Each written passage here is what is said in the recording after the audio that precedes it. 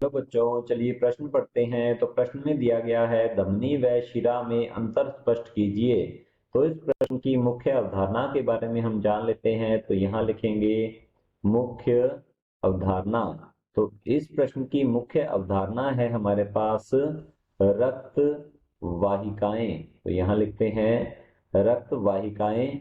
ये ऐसी वाहिकाएं होती हैं। तो यहाँ लिखेंगे ऐसी वाहिकाएं, ऐसी वाहिकाएं या वाहिनियां, या इन्हें वाहिनियां हम कह सकते हैं, वाहिनियां जिनमें जिनमें रक्त प्रवाहित होता है, जिनमें रक्त प्रवाहित होता है, इन्हें कहा जाता है रक्त वाहिकाएं या वाहिनियां।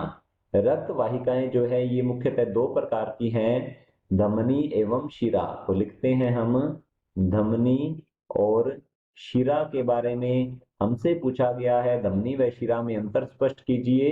तो रक्त वाहिकाएं दो प्रकार की हैं, एक तो प्रकार है धमनी और दूसरा प्रकार होता है शिरा।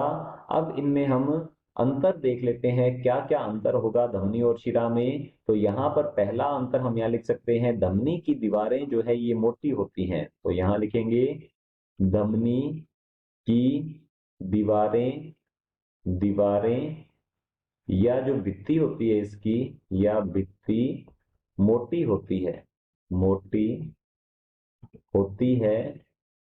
और यदि बात की जाए शिरा की, तो तुलनात्मक रूप से, तो हम यहाँ लिखेंगे धमनी की तुलना में, धमनी की तुलना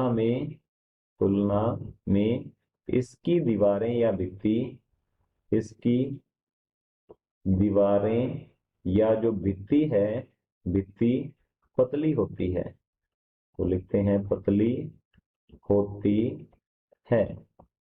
और यदि बात की जाए इसकी जो गुहा है, नंबर 2 पे हम लिखेंगे धमनी की जो गुहा होती है जिसे ल्यूमिन भी कहते हैं। तो लिखेंगे यहाँ पर इसकी गुहा, या जिसे ल्यूमन भी कहा जाता है, या जिसे ल्यूमेन भी कहते हैं, जिसमें रक्त प्रवाहित होता है, ल्यूमन संकरी होती है, संकरी होती है।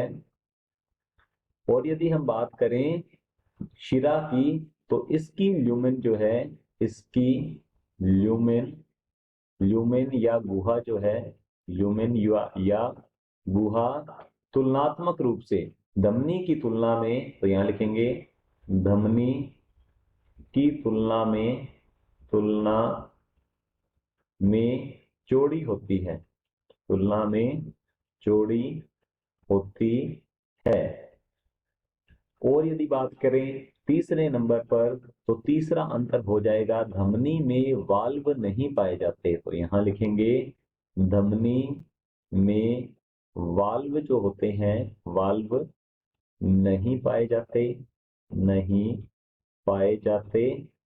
और यदि हम बात करें शिरा में, तो शिरा में वाल्व पाए जाते हैं। तो लिखेंगे यहाँ पर शिरा में वाल्व जो हैं, वाल्व पाए जाते हैं, पाए जाते हैं।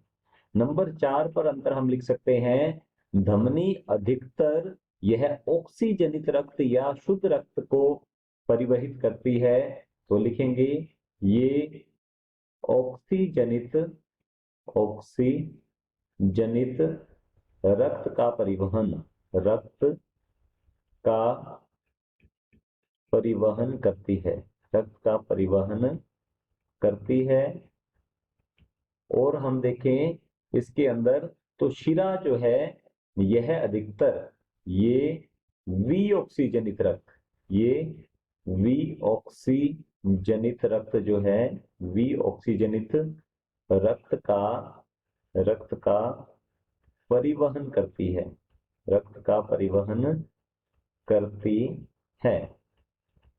परंतु नंबर 4 जो हमारा अंतर है, इसमें एक अपवाद भी पाया जाता है।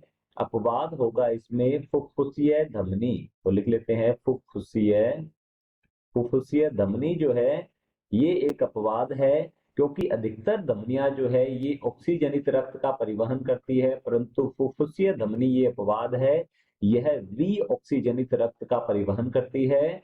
और इसी प्रकार से अधिकतर शिराएं वी ऑक्सीजनित रक्त का परिवहन करती है, परंतु इसका भी एक अपवाद है, फुफ्फुसीय शिरा। तो लिखते हैं हम यहाँ पर फुफ्फुसीय फुफ्फुसीय शिरा जो है यह ऑक्सीजनित रक्त का परिवहन करती है। तो हमारा जो प्रश्न है धमनी एवं शिरा में अंतर स्पष्ट कीजिए, तो हमने धमनी और शिरा में अंतर किए हैं, ये हमारे प्रश्न का उत्तर होगा। आशा करता हूं आपको समझ में आया होगा। धन्यवाद।